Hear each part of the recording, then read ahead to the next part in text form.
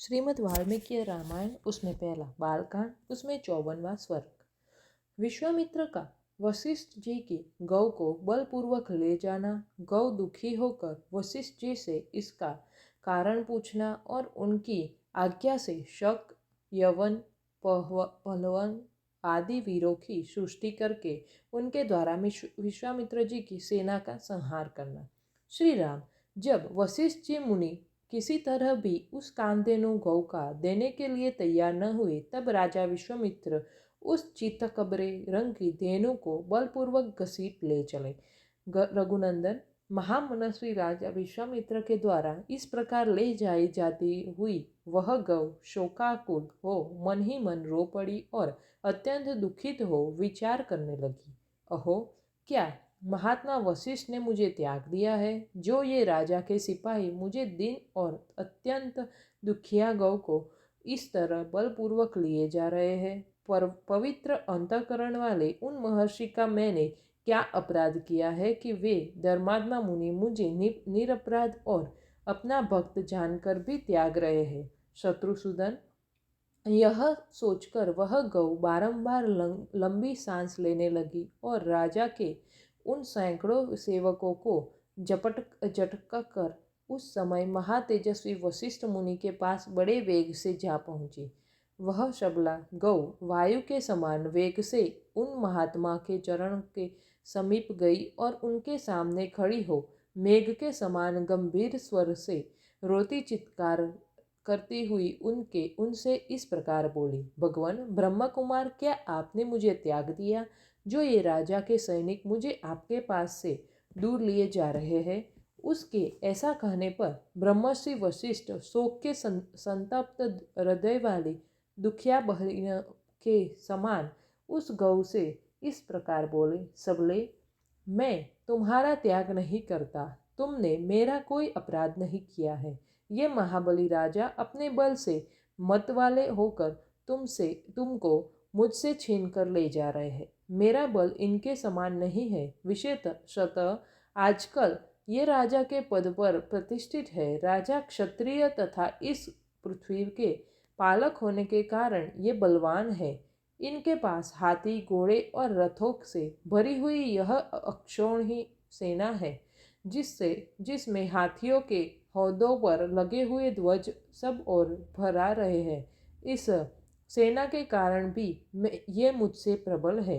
वशिष्ठ जी के ऐसा कहने पर बातचीत के मर्म को समझने वाली उस कामधेनु ने उन अनुपम तेजस्वी महर्षि से यह विनय युक्त बात कही। ब्राह्मण, क्षत्रिय का बल कोई बल नहीं है। ब्राह्मण ही क्षत्रिय आदि से अधिक बलवान होते हैं। ब्राह्मण का बल दिव्य है, वह क्षत्रिय बल से अधिक प्रबल होता है। आपका बल अप्रमेय है। महापराक्रमी विश्वामित्र आपसे अधिक बलवान नहीं है। आपका तेज दुर्धर्ष है। महातेजस्वी महर्षि, मैं आपके ब्रह्म बल से परिपुष्ट हुई हूँ, अतः आप केवल मुझे आज्ञा दे दीजिए। मैं इस दुरात्मा राजा के बल, प्रयत्न और अभिमान को भी अभिचूर्ण किए देती हूँ। श्री राम, कामधेनु के ऐसा कहने पर महायशस्वी वशिष्ठ ने कहा, इस शत्रु सेना को नष्ट करने वाले सैनिकों की सृष्टि करो। राजकुमार, उनका वह आदेश सुनकर उस गौ ने उस समय वैसा ही किया। उसके हुंकार करते ही सैकड़ों पहलवान जाति के वीर पैदा हो गए। वे सब विश्वामित्र के देखते देखते उनकी सारी सेना का नाश करने लगे। इससे राजा विश्वामित्र को बड़ा क्रोध हुआ। वे रोष से आंखें फाड़ फाड़ कर देखने लगे। उन्होंने छोटे बड़े कई तरह के अस्त्रों का प्रयोग करके उन प्रहवों का संहार कर डाला। विश्वामित्र द्वारा उन सैकड़ों प्रहवों का पीड़ित एवं नष्ट हुआ देख उस समय उस साबला गौ ने पुनः यवन मिश्रित शक जाति के भयंकर वीरों को उत्पन्न किया। उन यवन मिश्रित शंकों से वहाँ की सारी पृथ्वी भर गई। वे वीर महापराक्रमी और तेजस्वी थे। उनके शरीर की कांति सुवर्ण तथा केसर के समान थी। वे सुनहरे वस्त्रों से अपने शरीर को ढके हुए थे। उन्होंने हाथों में तीखे खंग और पट्टी ले रखे थे। प्रज्वलित अग्नि के समान उद्भासित होने वाले उन वीरों ने विश्वामित्र की सारी सेना भस्म करना आरंभ कर किया। तब महातेजस्वी विश्वामित्र ने उन पर बहुत से अस्त्र छोड़े। उन अस्त्रों की चोट खाकर वे यवन, काम्बोज और बर्बर जाति के योद्धा व्याकुल हो उठे। इस प्रकार श्री वाल्मीकि निर्मित आर्ष रामायण आदि काव्य के बालकांड में 54वां सर्ग पूरा हुआ। श्रीमद् वाल्मीकि रामायण उसमें पहला, बालकांड उसमें 55वां सर्ग। अपने 100 पुत्रों और सारी सेना के नष्ट हो जाने पर विश्वामित्र का तपस्या करके महादेव जी से दिव्यास्त्र पाना तथा उनका वशिष्ठ के आश्रम पर प्रयोग करना एवं वशिष्ठ जी का ब्रह्मदंड लेकर उनके सामने खड़ा होना। विश्वामित्र के अस्त्रों से घायल होकर उन्हें व्याकुल हुआ देख वशिष्ठ जी ने फिर आज्ञा दी, कामधेनु, अब योग बल से दूसरे सैनिकों की सृष्टि करो। तब उस गौ ने फिर हुंकार किया। उनके हुंकार से सूर्य के समान तेजस्वी काम्बोज उत्पन्न हुए। थन से शस्त्रधारी बर्बर प्रकट हुए। योनि देश से यवन और शक्रु यानी कि गोबर के स्थान से शक उत्पन्न हुए। रोमकूपों से मलेच्छ, हारित और विकिरात प्रकट हुए। रघुनंदन, उन सब वीरों ने पैदल, हाथी, घोड़े और रथ सहित विश्वामित्र की सारी सेना तत्काल संहार कर डाला। महात्मा वशिष्ठ द्वारा अपनी सेना का संहार हुआ देख विश्वामित्र के 100 पुत्र अत्यंत क्रोध में भर गए और नाना प्रकार के अस्त्र शस्त्र लेकर जप करने वालों में श्रेष्ठ वशिष्ठ मुनि पर टूट पड़े। तब उन महर्षि ने हुंकार मात्र से उन सबको जलाकर भस्म कर डाला। महात्मा वशिष्ठ द्वारा विश्वामित्र के वे सभी पुत्र 2 ही घड़ी में घोड़े, रथ और पैदल सैनिकों सहित जलाकर भस्म कर डाले गए। अपने समस्त पुत्रों तथा सारी सेना का विनाश हुआ देख महायशस्वी विश्वामित्र लज्जित हो बड़ी चिंता में पड़ गए। समुद्र के समान उनका सारा वेग शांत हो गया। जिसके दांत तोड़ लिए गए हो उस सर्प के समान तथा राहुग्रस्त सूर्य की भांति वे तत्काल ही निश्चेत हो गए। पुत्र और सेना दोनों के मारे जाने से वे पंख कटे हुए पक्षी के समान दीन हो गए। उनका सारा बल और उत्साह नष्ट हो गया। वे मन ही मन बहुत खिन्न हो उठे। उनके एक ही पुत्र बचा था। उनको उन्होंने राजा के पद पर अभिषिक्त करके राज्य की रक्षा के लिए नियुक्त कर दिया और क्षत्रिय धर्म के अनुसार पृथ्वी के पालन की आज्ञा देकर वे वन में चले गए। हिमालय के पार्श्वभाग में जो किन्नरों और नागों से सेवित प्रदेश है, वहां जाकर महादेव जी की प्रसन्नता के लिए महान तपस्या का आश्रय ले वे तप में ही संलग्न हो गए। कुछ काल के पश्चात वरदायक देवेश्वर भगवान वृषभ ध्वज यानी कि शिव ने महामुनि विश्वामित्र को दर्शन दिया और कहा, राजन, किस लिए तप करते हो? बताओ, क्या कहना चाहते हो? मैं तुम्हें वर देने के लिए आया हूँ। तुम्हें जो वर पाना अभिष्ट हो उसे कहो। महादेव जी के ऐसा कहने पर महातपस्वी विश्वामित्र ने उन्हें प्रणाम करके इस प्रकार कहा, निष्पाप महादेव, यदि आप संतुष्ट हो तो अंग, उपांग, उपनिषद और रहस्य सहित धनुर्वेद मुझे प्रदान कीजिए। अनग, देवताओं, दानवों, महर्षियों, गंधर्वों, यक्षों तथा राक्षसों के पास जो जो अस्त्र हो वे सब आपकी कृपा से मेरे हृदय में स्फुरित हो जाए। देवदेव, यही मेरा मनोरथ है जो मुझे प्राप्त होना चाहिए। तब एवं अस्तु कहकर देवेश्वर भगवान शंकर वहां से चले गए। देवेश्वर महादेव से वे अस्त्र पाकर महाबली विश्वामित्र को बड़ा घमंड हो गया। वे अभिमान में भर गए। जैसे पूर्णिमा को समुद्र बढ़ने लगता है, उसी प्रकार वे पराक्रम द्वारा अपने को बहुत बड़ा चढ़ा मानने लगे। श्री राम, उन्होंने मुनिश्रेष्ठ वशिष्ठ जी को उस समय मरा हुआ ही समझा। फिर तो वे पृथ्वीपति विश्वामित्र वशिष्ठ के आश्रम पर जाकर भांति भांति के अस्त्रों का प्रयोग करने लगे, जिनके तेज से वह सारा तपोवन दग्ध होने लगा। बुद्धिमान विश्वामित्र के उस बढ़ते हुए अस्त्र तेज को देखकर वहां रहने वाले सैकड़ों मुनि भयभीत हो संपूर्ण दिशाओं में भाग चले।